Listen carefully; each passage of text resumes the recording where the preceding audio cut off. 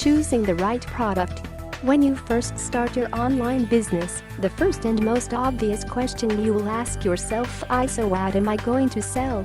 Points to consider when deciding the answer to that question are: is it light and easy to ship? Is it a digital good that is downloaded, ebook or software? Is it perishable or fragile? Does it have to be seen and held? Designer fabrics, perhaps?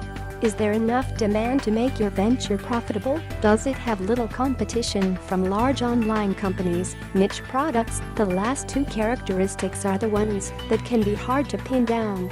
Here is a generally accepted method of arriving at an idea of how heavy the demand and competition is for a product.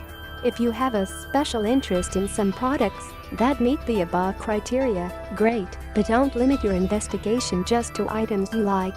You are looking for a niche product with relatively good demand, enough to make it profitable, but without heavy competition.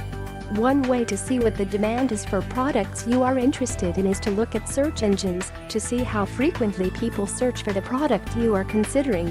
The result of all this research should be that one or more products will fit into a niche market, products with some demand and relatively little supply.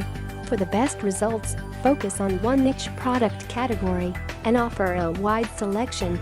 That way, you can become the best online source for that particular category. For example, instead of offering general craft supplies, offer the widest possible selection of needlepoint kits.